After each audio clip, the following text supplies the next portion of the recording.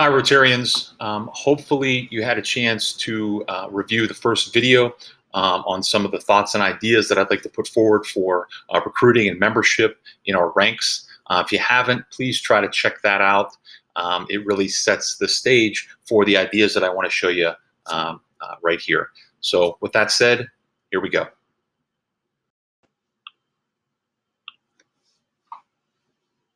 Okay, well, this quick presentation is simply called 8 Ideas to Drive Rotary Membership.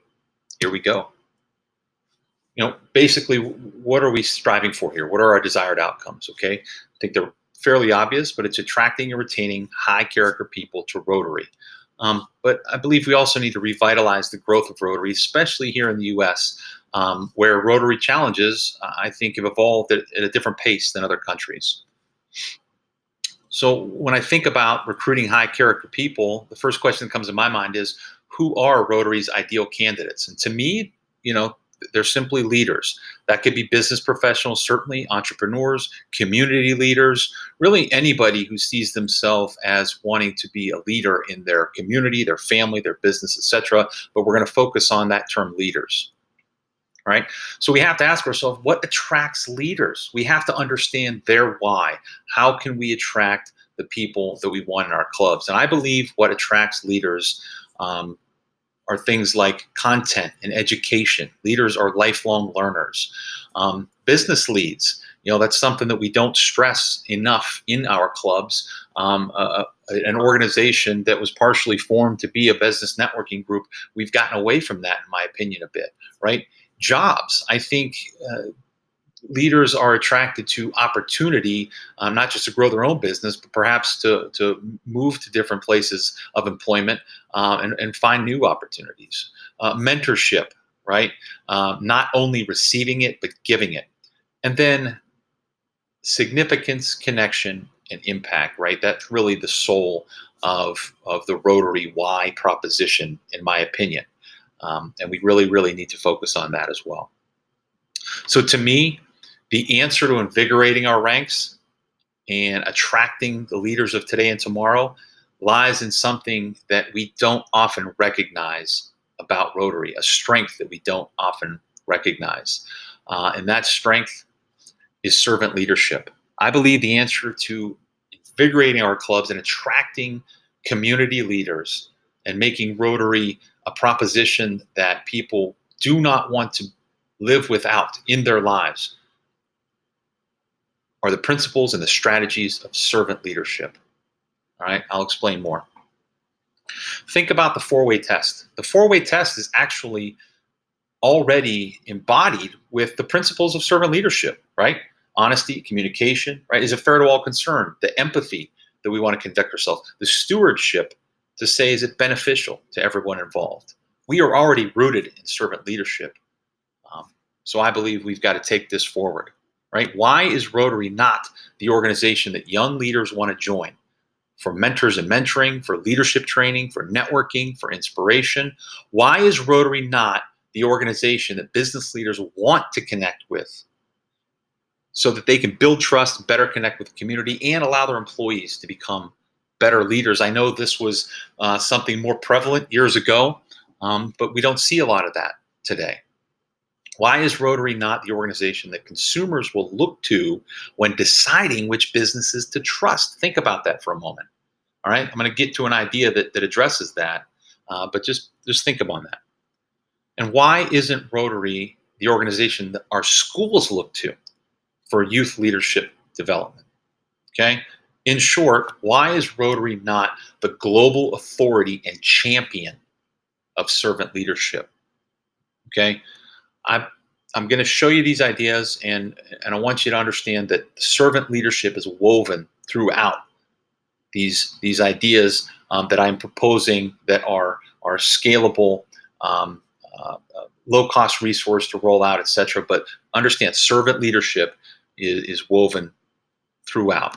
Okay, so I call this the Rotary Impact Algorithm, which is basically a set of instructions to try to help our clubs build an impactful leadership development system, okay? A leadership development system that serves our members and attracts new ones.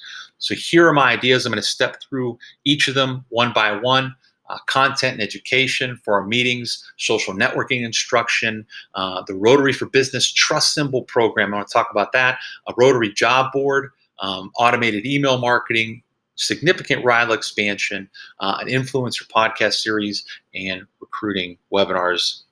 I believe that bringing value to the lives of our members is how we're going to attract new ones. Instilling the principles of servant leadership into our membership and letting that flow outward is going to attract the members that we want, right? We've got to stop pursuing new members. We've got to attract the right people. So number one, content and education. I think our clubs should have the opportunity to engage in a leadership development curriculum, right? A centralized curriculum that can be used as meeting content, okay? We can sharpen this into 10-minute lessons or mentoring sessions, or we can have an ongoing entrepreneurial academy.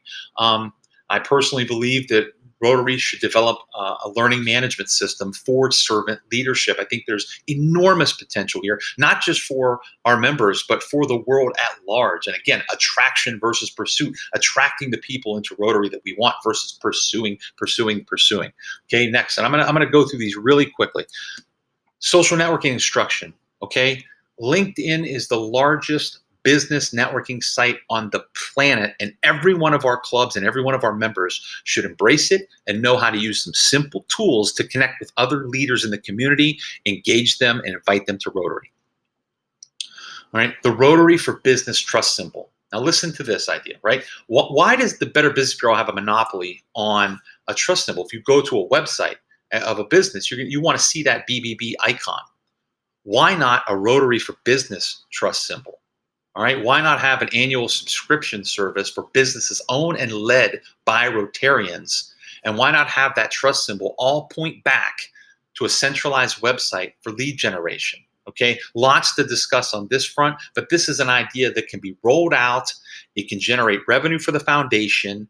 It can generate business for our members and PR for the clubs. All right, Rotary Job Board. All right, I'm actually developing this piece right now.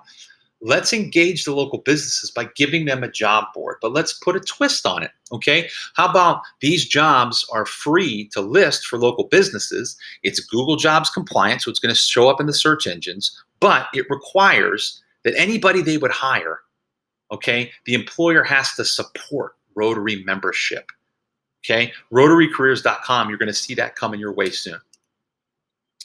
All right, why aren't we building an email list on a national and district level and using email marketing 101 to nurture that list? Okay, email marketing 101. Let's provide something of value, all right, to the audience that we're seeking. Let's build a list from that.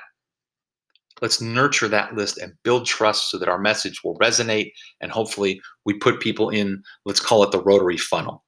Okay, very easy to set up, agree on from a district level, flows through the clubs. All right, RILA expansion. Okay, the more I learn about RILA, the more I love about it.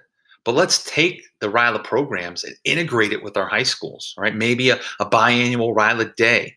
All right, let's build a recognizable bullet point for high school students' resumes. All right, let's get the word out that if a high school student comes through the RILA program, that's something they want on their resume, and that's something universities and employers should look at and recognize as an asset. Okay, let's explore having class credit for it in high school, and certainly we can facilitate that through our Interact clubs. All right, why does Rotary not leveraging their ability to access leaders?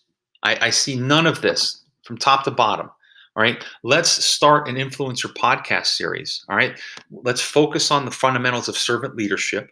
Let's make it free to the public, and let's use the Rotary wheel to get access to people of influence. Now, there's no local leaders that are going to refuse to be interviewed for this podcast, and I believe there's no national leading figures that are going to refuse access. And after we attract some national influencers, everybody will want to join in the conversation. It's another piece of content to put out there to get eyeballs on Rotary and its mission. And lastly, recruiting webinars, right? We often struggle with our elevator pitch, all of us. So let's preserve that elevator pitch and distribute that, okay? Because young audiences are attracted to webinar-based learning. All right, we can do it live with Q&A sessions, or it can be an automated and recorded fashion. Again, scalable tools to put content out there to get the eyeballs on the benefits of Rotary. They can be pre-scheduled. We can find sponsors for them, et cetera, et cetera.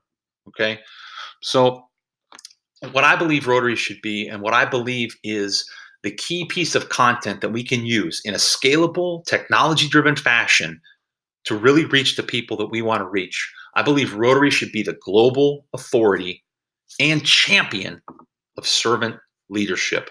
I hope you will um, consider these ideas, and I hope to talk to you soon.